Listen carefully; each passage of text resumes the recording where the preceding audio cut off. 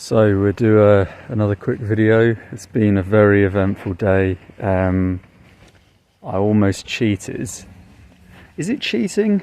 Maybe, I don't know. Not really. I mean, it's my own trip, so yeah, I'm setting the standard. But yeah, very tempting. Woke up this morning, I think I said in the last video, and my sleeping bag, which is a decent sleeping bag, had moulded after only like a week of use. And yeah, it's a goose down sleeping bag, and it has been just, the weather's been awful. This is the first nice day. Let's see if we can get a glance at the water. This is the first nice day, and yeah, I mean, you expect more. I mean, I had a cheap sleeping bag for like 20 years, which I literally just donated to charity before I came here. Never had a problem with that sleeping bag, literally still in perfect condition. So when you get a decent one that's like rated for like minus temperatures, which is obviously like extreme wilderness, you don't expect it to go mouldy after like 4 days. Obviously you're supposed to like dry it out and stuff, and I didn't do that, but still, like, you can't really dry it out, can you? You can't just sit around waiting for a goose down to dry, and then you need dry weather for that to happen. It's camping, so, you know, people don't have like huts and heaters to put them in. They're on the go generally, they're hiking or they're cycling, so where do you dry a sleeping bag? It's completely ridiculous. So here's a nice little, some swans on the lake. Nice little campsite. I'm in Malling, which is only like 16 kilometres north of the Theon, I think, where I came from, which is where the nuclear reactors are. And I just had the best campsite there last night, really the best campsite ever, the nicest receptionist, I think, ever, the nicest service person in the history of the world. Like, what an interesting legend. He told me that HSBC stands for Homosexual Boys Club, because he used to work for HSBC. He used to be a butcher, and then they employed him. We were just talking about like how ridiculous the banking sector is and how it's just fundamentally just completely corrupt, like farcical institution that's just built on absolutely nothing, just pure theatrics. So there was that. That was really, honestly, like a really, really good place. I'm very happy with that. And then yeah, I was supposed to go to Germany today, but then I still have a flat tyre on my bike, but it's not like, there's obviously a puncture, well, there may be a puncture, though I'm kind of sceptical, because before I took the bike from England, the same back tyre was going flat quite quickly. And yeah, it was fine. Like, I've been running it for the first week or so, and I have hit a few things, as you expect, along the way. But now it's like, the pressure's being lost in like an hour, so there's definitely like a flat somewhere, the inner tube. But it's one of those things where you can just pump it up and it will last like an hour and a half. Which, you know, to pump a tyre only takes 60 seconds. So, you know, dismount, pump from the frame bag, and then, you know, you're back on the road. Whereas, you know, taking a back tyre off means I need to disassemble the pannier rack, and then I need to, you know, take the wheel off, I need to take the tyre off, I need to do all of that, and I've never done it before, so that's a slow process. So we're probably talking a couple of hours to do that, whereas if you just maintain the semi-flat tyre by repumping for each 1.5 hours, and actually it's, you know, works out to be more effective until you're somewhere where you're comfortable kind of doing that, or you don't have other things to do. So it's just about balance. But yeah, going back to the sleeping bag, I contacted Amazon straight away. They gave me a refund, which is awesome. It reminds me of the old days when I was back travelling in Europe like 10 years ago. I remember arguing with Vodafone because I got like a roaming charge on my phone, I think. This was like in 2010, and I think the charge was something like 200 for like roaming for like 5 minutes or something, and this was in like Romania.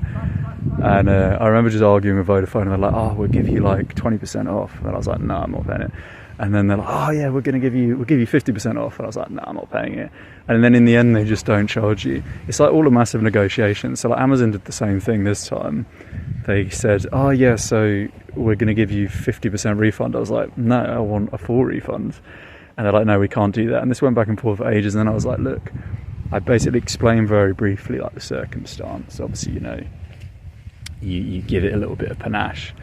But you know, it's true. The sleeping bag is moulding, and I am in Europe, and I can't be expected to send it back. And I wouldn't send it back even if I was in my own home country. Not because that's, you know, not the right thing to do. It's just the time it takes for you to go and post something like anywhere in the world now. Like, it's literally a waste of time. Time is money. So no. But I understand, you know, obviously as a business where they're coming from, like people obviously lie and cheat all the time, especially in the US. Yeah, I mean, it's, you know, the way of the world, if you buy something, it's kind of like the returns policy makes sense. But anyway, nonetheless, I you know, asked for the manager and all that kind of stuff, and it took me about an hour. Got the full refund to keep the sleeping bag, which hopefully I'll be able to, like, it's pretty difficult. Hopefully it will dry over the, you know, as the months get better. So like I said, I'm in Malling with the plan of to go into Germany. The German border is actually only a 20-minute cycle right away. I'm actually on the border. And then I kind of was like, I could cheat because I'm one for a deal, and I got another kind of like discount through from one of my things. And yeah, essentially I can travel, if I didn't have a bike, all the way to Bratislava, so all the way across all of Germany, Austria, for like 20 euros on the train. But then in Germany, like, it's ridiculous. You have to book your bicycle, and you have to pay for your bicycle as well, which we don't do in England. You don't pay for your bicycle. It's ridiculous. Yeah, on all intercity trains, which is basically anywhere you want to go in Germany, you're going to go via a city. So you're going to get an IC or an ICE, which is an intercity express. And it's like between, it doesn't even make sense, but it's like 12 euros, 12 to 15 euros. This one was 14.50, and the price I just looked, per IC train, per train. Not even like the whole day, just one fucking train. It could be 5 minutes, you got to pay like 15 euros. Ridiculous country, such a shit country. So yeah, I'm kind of like, I was on the verge of like cheating and just going to Bratislava, which makes sense for a number of reasons. Like, first thing is that I take the most efficient scenic route possible, so I don't take like the main roads, obviously. A, it's just like too dangerous. B, it's awful, you know, the cars and whatnot. C, I just don't want to. So there's that. And what was I saying? Yeah, so kind of like, I just was the idea of going all the way through Germany, which is a big bloody part of Europe, and just seeing the same kind of monotonous things, because honestly it is the same stuff, you know.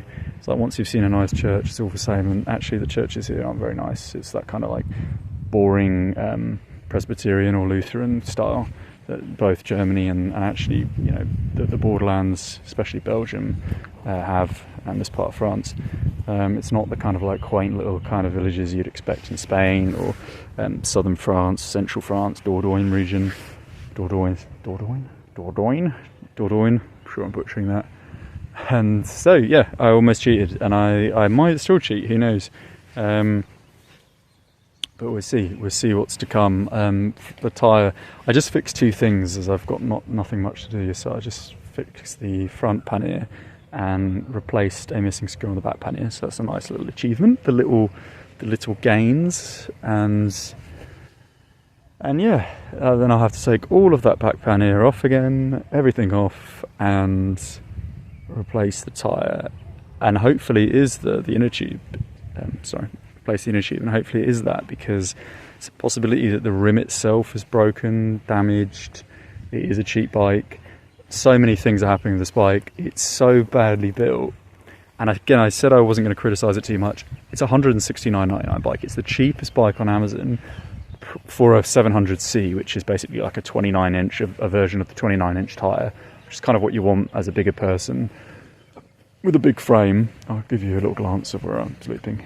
I've just set this up late. Again, I could. There's another campsite up the road actually close to the border, and I originally planned to go to the border, but just kind of like, I just didn't fancy it. Got up so late. So there's the tent. Still the Berg House after, I think that tent now is about 10 years old, and I've only just worked out how to properly set it up after 10 years.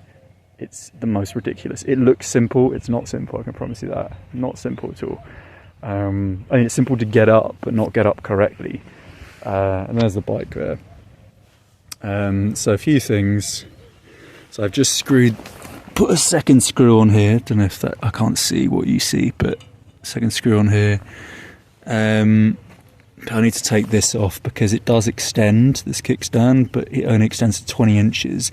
I don't think it's even enough at its max to keep the bike up. Yeah, this fell under the tyre along with the helmet, which I think I've shown in a previous video. Got the pump in here, and I've just replaced this. This came out at some point. Tyre's literally going flat again. It'll be flat by the morning. Yeah, so... Oh, what was I going to say? Yeah, so everything's rusting. So I don't know if you can see here, we've got rust. Yeah, literally in the last few days, just rust. Things are rusting already, which is pretty crazy. But again, I mean, like, you know, I've cycled to Germany I could have done it today, so I'm going to count that. I have 1 day off, so eight days without riding a bike for years properly. Yeah, without any knowledge of anything concerning bikes. So yeah, I'm quite happy with that, to be honest. Like, I'm quite content with that. And now the debate is whether to go into Germany tomorrow. I might just do it just to say I've been into Germany quicker than I in case I do cheat, quicker than I had anticipated. Because looking at the map and looking at the cost of things, actually, Germany's way expensive for campsites compared to France. France is seriously cheap.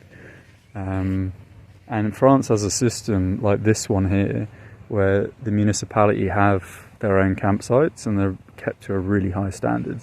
This campsite's gorgeous. I don't think you get that in Germany. The German campsites are really insane. Like some of the prices, like the lowest price you're looking at is like 13 euros for your tent. France is 7. I know the lowest you can go lower than 7, but 7 is the main price in France. So, you know, you're looking at double the price for everything every night.